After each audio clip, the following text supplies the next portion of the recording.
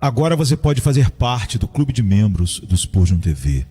Esses são e-books já disponibilizados para os membros do canal. Todos os dias, novos e-books são adicionados junto com outros benefícios que só os membros têm. Sendo um membro, você passa a ajudar no crescimento desse ministério, tanto na quantidade do que podemos publicar, como na qualidade do material. Nosso propósito é, juntos, atingirmos o maior número de pessoas com solo escritura. Seja um membro do Spurgeon TV. Sermão número 2338, pregado na noite de domingo, 6 de outubro de 1889, por Charles Haddon Spurgeon, no Tabernáculo Metropolitano, Newington, Londres, Inglaterra. Agora é o juízo deste mundo. Agora será expulso o príncipe deste mundo. E eu, quando for levantado da terra, todos atrairei a mim. João 12, 31 a 33. Nosso Senhor participou de uma espécie de ensaio de sua paixão antes que acontecesse. Quando viu a esses gregos que se aproximaram de Filipe e que logo André e ele trouxeram para ele, seu coração se encheu de alegria. Esse devia ser o resultado de sua morte, que os gentios fossem congregados a ele. Esse pensamento lhe recordou sua morte próxima. Estava muito próxima. Só passariam uns poucos dias e então morreria na cruz. Em antecipação do Calvário, sua alma estava muito perturbada. Não foi assim porque temesse a morte, mas sua morte ia ser muito peculiar. Ia morrer o justo pelos injustos. Levaria ele mesmo nossos pecados em seu corpo sobre o madeiro, e sua alma pura e santa rejeitava todo contato com o pecado. Perturbava-lhe ocupar o lugar do pecador e suportar a ira do seu pai. Seu coração estava muito alterado e clamou: "O que direi? Pai, me salva dessa hora." Mas para isso eu vim a essa hora. Pai, glorifica teu nome. Sem uma maligna debilidade, demonstrou quão verdadeiramente humano era. Sem nenhuma queixa pecaminosa diante da vontade do seu pai, contemplou que terrível era essa vontade e estremeceu-se ao ver tudo o que ela incluía. Isso foi uma espécie de ensaio do Getsemane. Era dar um gole dessa taça de que posteriormente beberia, até que seu suor se convertesse em grandes gotas de sangue sobre a terra, enquanto sua alma inteira elevava a angustiante petição: "Meu Pai, se é possível, passe de mim este cálice, mas não seja feito o que eu quero, mas sim como tu queres." Enquanto nosso Senhor experimentava essa grande perturbação de mente, antecipando os terríveis sofrimentos que logo suportaria, seu Pai lhe falou: "Quando você se encontrar submerso em sua mais horrenda angústia, Deus falará contigo. Se você é seu filho, quando a debilidade de sua carne esteja a ponto de prevalecer sobre o seu espírito, você também, da mesma forma que seu Senhor, ouvirá uma voz tranquilizadora proveniente da glória excelente." Ele se recuperou de imediato e, recobrando o ânimo, alegrou seu coração com uma visão do glorioso fruto de sua morte. Então expressou as bem-aventuradas palavras nas quais iremos meditar hoje, nas que resumiu as consequências de sua morte nesses 3 pontos. Agora é o juízo deste mundo. Agora será expulso o príncipe deste mundo. E eu, quando for levantado da terra, todos atrairei a mim. Hoje, primeiro, consideremos o triplo resultado da morte de Cristo. E quando tenhamos feito isso, refletiremos na morte de Cristo segundo está descrita em nosso texto. Primeiro, consideremos o triplo resultado da morte de Cristo. Temos primeiro o juízo deste mundo. Agora é o juízo deste mundo. Se preferirem, podem lê-lo como crise, pois essa é a palavra grega utilizada aqui. Agora é a crise desse mundo. O mundo está enfermo e só piora.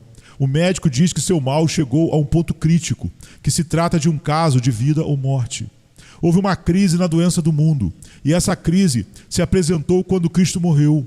Sua morte foi o ponto decisivo, o pivô da história do mundo. Já houve muitos eixos na história. Cada nação tem seu próprio ponto decisivo em sua história. A cruz de Cristo foi o principal gancho da história do mundo, o ponto que marcou sua crise. Dou graças a Deus, porque a morte de Cristo foi a morte futura do pecado. Quando ele morreu, o arqui-inimigo recebeu seu golpe mortal. Essa morte foi a ferida no calcanhar de Cristo, mas nessa morte ele feriu a cabeça da serpente antiga. Agora há esperança para o mundo. Sua crise passou. Agora caíram os deuses dos pagãos. Agora a negra ignorância dos homens dará espaço para a luz do mundo. Depois dessa crise, virão novos céus e nova terra, nas quais mora a justiça. Pois a primeira vinda de Cristo é uma fiança de sua segunda vinda, na qual exterminará o pecado e fará que o deserto e o ermo floresçam como a rosa. Assim poderíamos traduzir as palavras do nosso Senhor. Agora é a crise desse mundo, o ponto decisivo, o eixo principal do qual pende toda a sua história. Apesar disso, eu prefiro muito mais aderir à nossa antiga versão, que é uma tradução, enquanto que a minha é somente um empréstimo da palavra original. Agora é o juízo deste mundo. Isso significa que, quando Cristo morreu, o mundo inteiro que estava sob o maligno, todo o mundo ímpio foi julgado nesse sentido. Primeiro, foi convicto de ser o pior dos culpados. Atrevo-me a dizer que vocês ouviram que as pessoas usam frases bonitas sobre a dignidade da natureza humana, e assim sucessivamente. São frases mentirosas, pois a natureza humana não pode ser mais depravada. Se vocês necessitam da prova dessa afirmativa, considere como Deus mesmo veio aqui entre os homens, a virtude mesmo encarnada, coberta de amor. Por acaso os homens lhe amaram? Acaso se prostraram diante dele e lhe renderam homenagens? A homenagem do mundo foi: crucifica-o, crucifica-o. O mundo odeia a virtude. Não pode suportar a perfeição. Pode tolerar a benevolência, mas não suporta a pureza absoluta e a justiça. E diz: fora com elas. Seus instintos inatos são malvados. Os homens não se encaminham para a luz, dão suas costas ao sol e viajam para as densas trevas. E além disso, o mundo foi convicto do monstruoso crime de assassinar ao Filho de Deus. Não o chamarei de regicídio, mas sim de deicídio. E esse é o pior crime de todos. Verdadeiramente, o mundo foi culpado de tudo o que o acusaram os profetas, e muito mais. Quando os homens depravados mataram o príncipe da vida, o santo e justo, ali se demonstrou que o mundo é ateu de coração, que odeia Deus e que mataria ao mesmo Deus se estivesse a seu alcance. Assim os homens imolaram ao Deus encarnado quando se submeteu a seu poder. Não precisamos falar das virtudes do mundo. Ele sacrificou ao Cristo, e isso é suficiente para mais condená-lo. Não necessitamos de nenhuma outra prova de sua culpabilidade. Não se pode acrescentar uma evidência mais completa e esmagadora. Mataram ao Senhor da vida e da glória. E disseram entre si: esse é o herdeiro, vinde, o matemos, para que a herança seja nossa. Ademais, a morte de Cristo foi o juízo desse mundo ao sentenciar o mundo. Pois se Cristo, que era perfeitamente inocente, deveria morrer quando se colocou no lugar do pecador, por acaso vocês pensam, homens culpados, que não morrerão também? Se o amado do céu, que só carregava com uma culpa imputada, com pecados que não eram seus, devia ser golpeado por Deus e ser afligido, e devia escutar a voz: ó espada, desperta-te contra o meu pastor e contra o homem que é o meu companheiro, diz o Senhor dos Exércitos. Zacarias 13, 7. Se ele devia morrer nesse cruel madeiro, se ele devia clamar: Deus meu, por que me desamparaste? Então, você pode estar certo disso, que existe ira armazenada para o dia da ira. E nenhum ser humano que faça o mal será absolvido.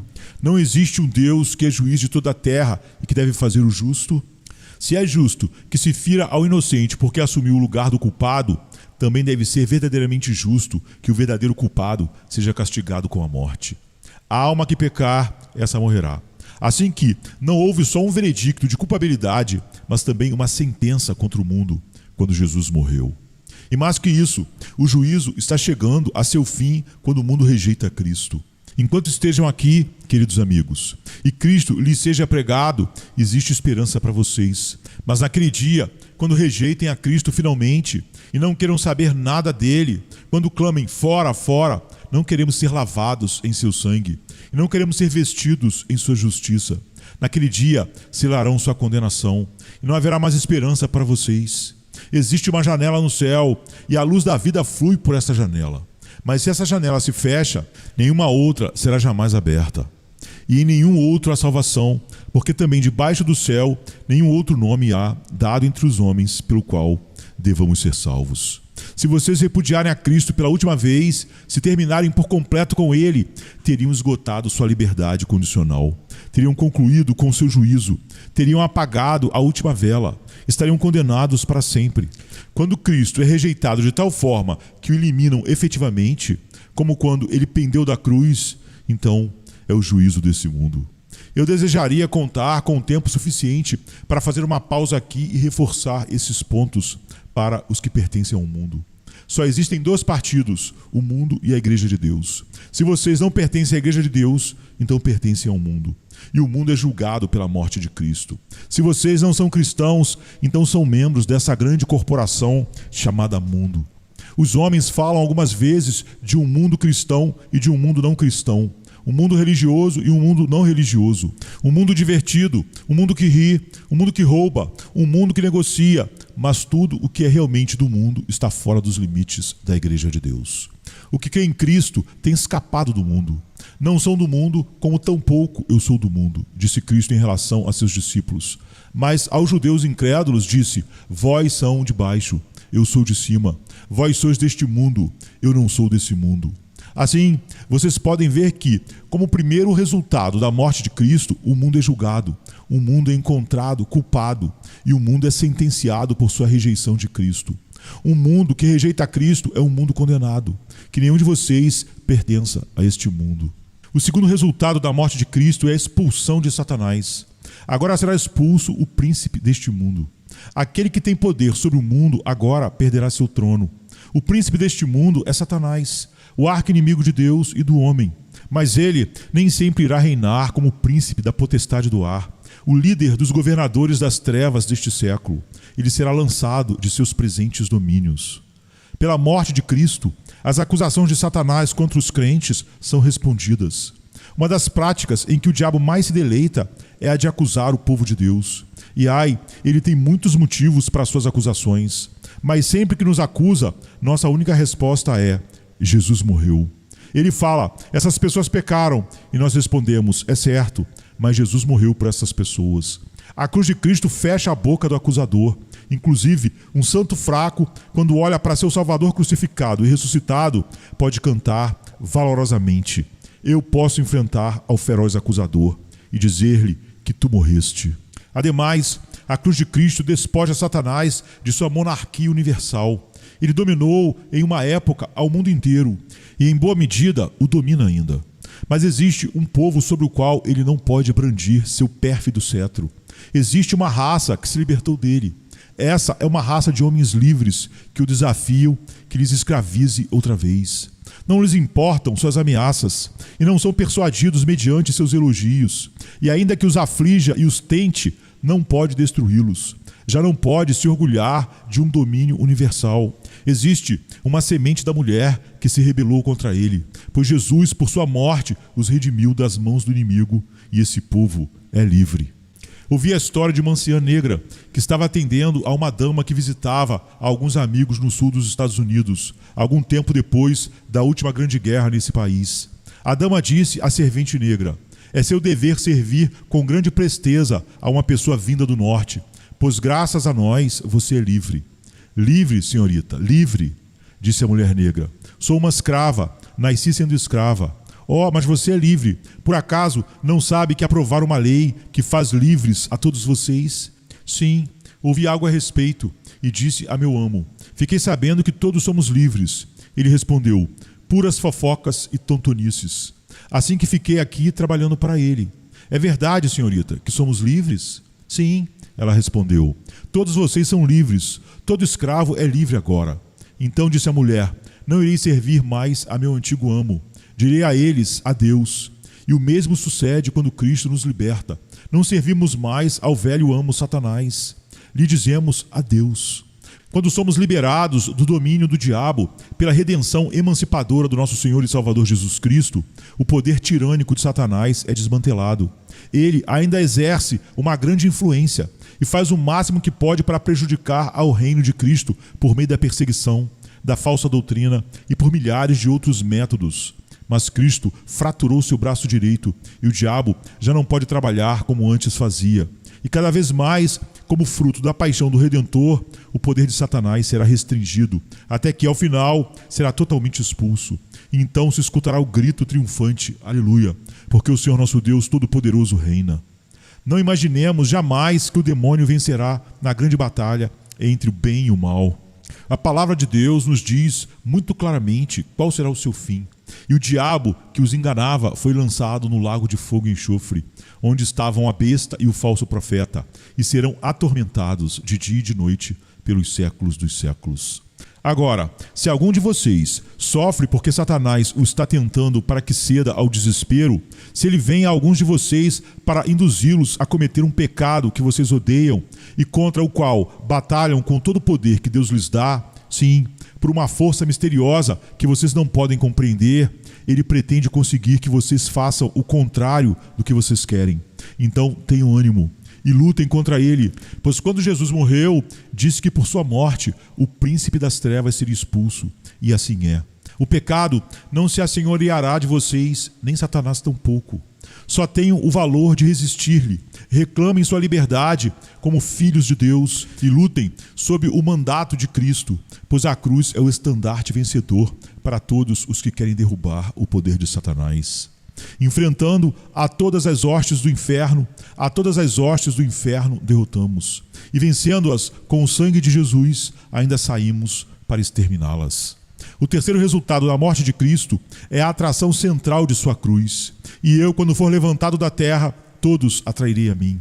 Cristo na cruz se converteu no grandioso imã que atrai os homens a si mesmo. Ele atrairá inexoravelmente todos os eleitos para ele. O que foi que ele quis dizer mediante essas palavras? Quis dizer que sua esfera de influência seria ampliada. Enquanto estou aqui, disse, atraio alguns homens a mim. Esses pecadores se converteram em meus discípulos. Esses gregos vieram me ver.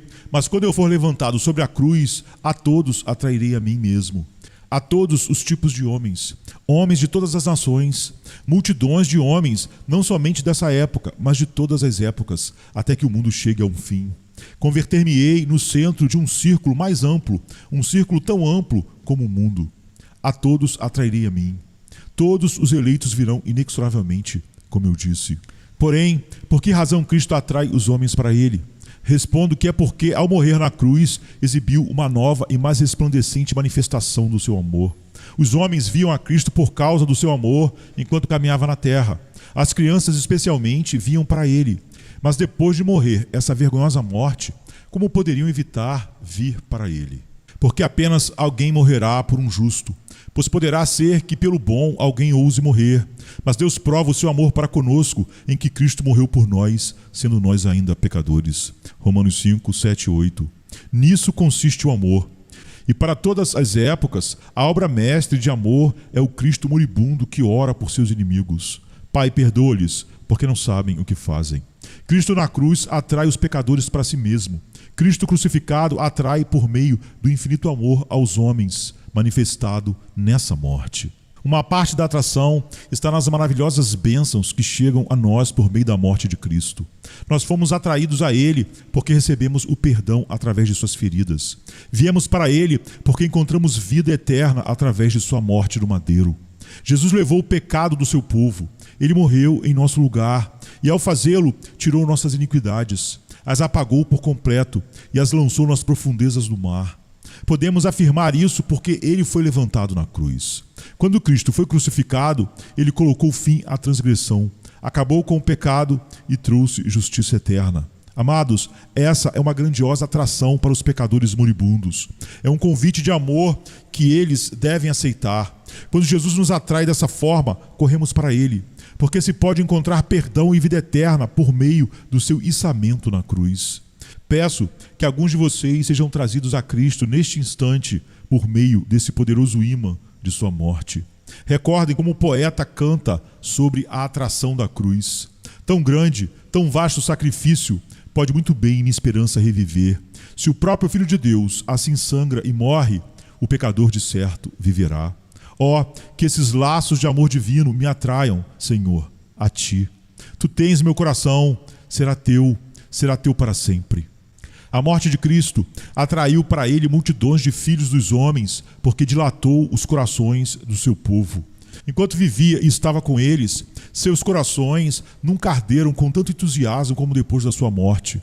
Um dos primeiros efeitos de sua morte foi o derramamento do Espírito de Deus sobre eles, que infundiu uma nova vida, um santo fervor e um sagrado entusiasmo que os impulsionou a ir até os confins da terra, publicando entre os gentios a plena redenção por meio do seu sangue precioso. Quando Cristo foi levantado, fez que seus seguidores se disseminassem por todas as partes da terra, até que seu rastro chegou aos confins da terra, e como o sol que brilha sobre toda a região, assim o evangelho de Jesus Cristo iluminou cada nação abaixo do céu. E eu, quando for levantado da terra, todos atrairei a mim. Cristo é o centro da humanidade, ele é o Siló, e para ele virá o povo para congregar-se. Renunciarão às abominações de Roma, abandonarão a meia-lua dos falsos profetas, deixarão os ídolos dos lugares tenebrosos da terra, abandonarão a infidelidade e a filosofia, e virão em uma multidão a se prostrarem a seus pés quando se sentirem atraídos pelo maravilhoso magnetismo de sua morte expiatória. Todo o que o Pai me dá virá a mim, e o que vem a mim de maneira nenhuma o lançarei fora. João 6,37. Ninguém pode vir a mim se o Pai que me enviou o não trouxer, e eu o ressuscitarei no último dia.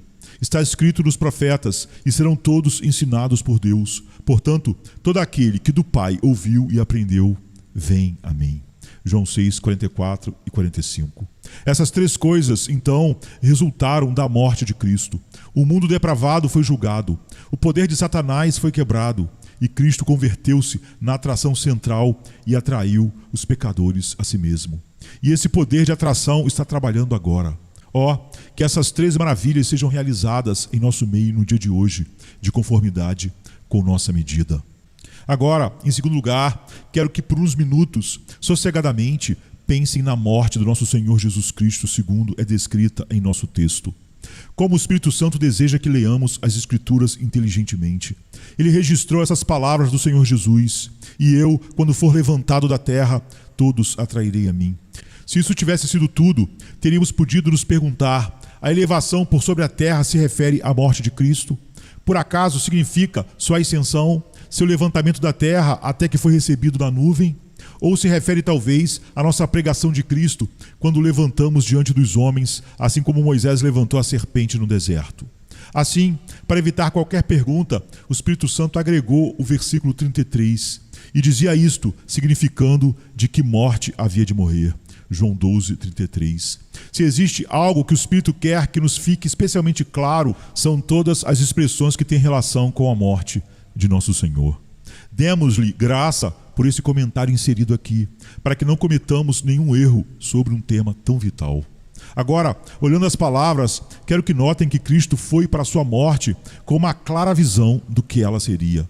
Existem muitos homens que se apressaram para a batalha e morreram sem a menor ideia do que seria uma ferida à bala, ou no que consistiria ser traspassado por uma lança. Mas nosso Senhor, por assim dizer, fez um inventário de sua morte e a olhou cara a cara com muita calma. Não fala dela como morte simplesmente, mas sim que a descreve à sua maneira, e eu quando for levantado da terra. Em sua própria mente, tinha visto quando o iam cravar na cruz, e tinha chegado a um içamento desse madeiro ao ar livre, e a colocação de sua base na terra, e em espírito já se sentiu cravado ali, levantado da terra. Só pensem nesse ato maravilhoso, como o Dr. Watts o expressa em seu hino.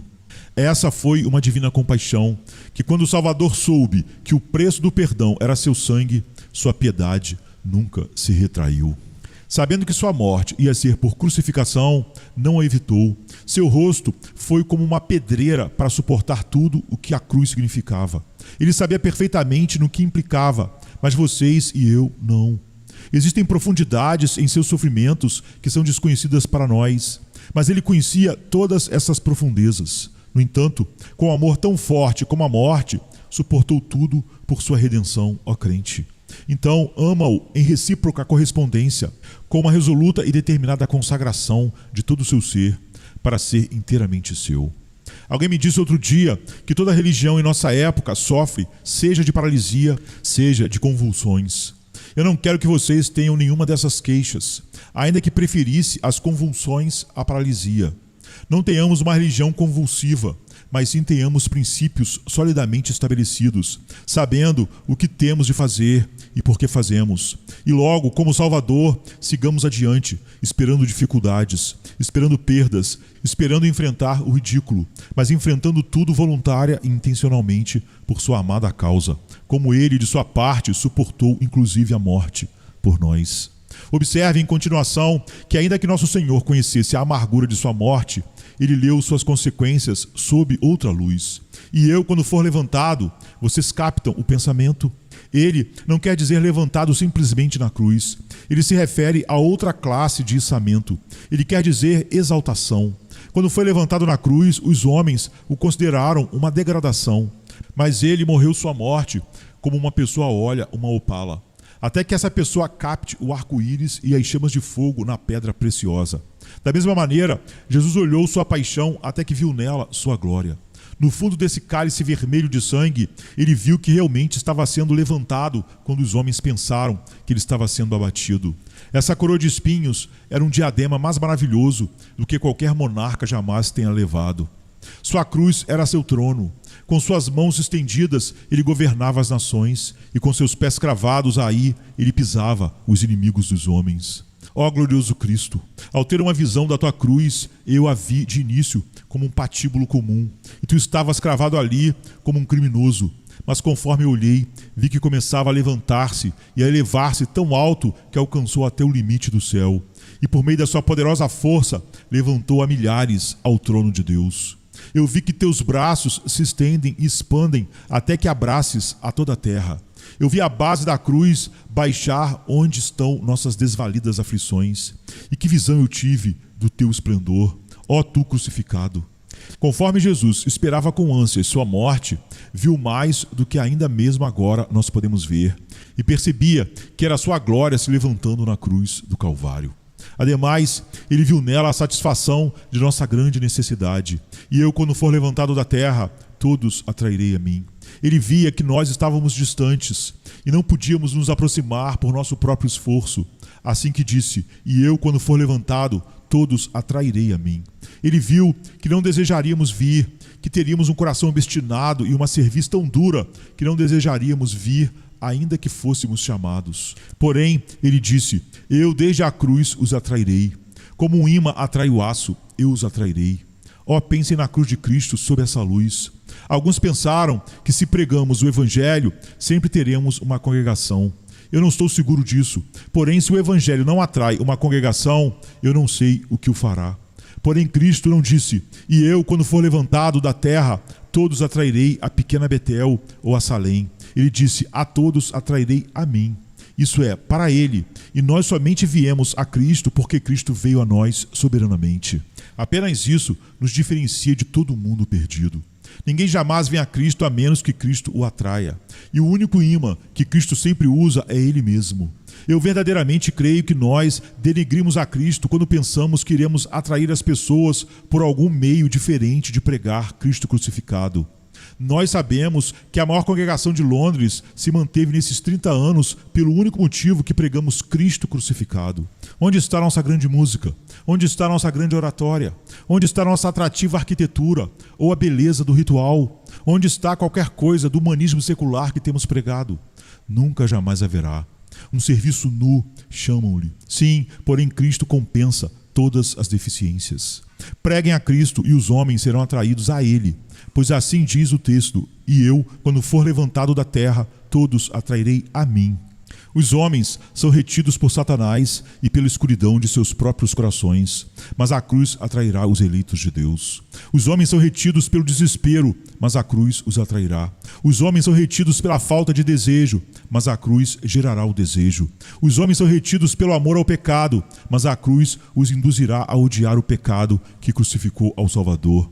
A todos atrairei, a todo tipo de homens atrairei a mim, disse o Cristo crucificado. Assim, ele supre nossa necessidade. Observem também que Jesus sabia que viveria para exercer essa atração. Ele disse, e eu, quando for levantado da terra, então, estarei morto? Não, a todos atrairei a mim. Ele vive. Aproximando-se da morte, ele esperava viver. Ele se gloria em sua vida e comenta o que pensa em fazer depois que ressuscitasse dos mortos. Ó glorioso Cristo, que olhemos mais além de tua morte e encontremos consolo em tua vida ressuscitada. Meus irmãos e irmãs, vocês não podem, algumas vezes, olhar mais além da tumba e encontrar consolo no que farão no céu? Ó, acaso não glorificaremos nosso Senhor no céu? Em antecipação ao que faremos então em honra do nosso precioso Salvador, tomemos agora as armas contra nossos problemas presentes, tomando emprestadas nossas armas da artilharia do futuro, depois que nossa vida terrena tenha terminado. Jesus viu também, e com isso devo concluir, que o dia virá quando ele estaria rodeado de uma poderosa companhia. Por acaso não podem vê-la? Ele está levantado na cruz e começa a atrair. E os homens vêm a ele, uns de Jerusalém. Eu disse quantos? Não, 3.000 em um só dia. E podemos dizer, e creram todos os que haviam sido destinados para a vida eterna. Atos 13:48. O crucificado transpassou seus corações. O crucificado gerou fé neles. O crucificado atraiu a milhares a si mesmo. Ele é proclamado em Damasco, é pregado em Antioquia, ele é pregado em Corinto, ele é pregado em Roma. E em todas as partes ele atrai pecadores a si mesmo. E grande multidão vem para ele. Com o tempo, ele é pregado na distante Inglaterra. Algum evangelista pioneiro encontra um lugar nessas ilhas onde pode pregar o evangelho de Cristo aos bárbaros. E Jesus os atrai a si mesmo. Ele atrai aos homens até que, através de todo o vasto império de Roma, Cristo crucificado os está atraindo do palácio de César e da prisão de César. Desde o escravo no moinho até o senador que governa a cidade, Cristo os está atraindo. Alguns dos reis que levam suas coroas com a permissão do poder romano se inclinam diante do rei Jesus, pois ele os está atraindo. Ele está atraindo aos povos das ilhas do mar e de cada costa. E ele segue atraindo-os ainda hoje. Desde as isoladas ilhas dos mares do sul, desde o norte longínquo da Groenlândia, da África, da China, de todas as partes, ele os atrai mais e mais. E aqui, nessa ilha favorecida, ele atrai miríades para ele mesmo. Porém, o dia virá no que esse poder de atração começará a operar mais livremente ainda.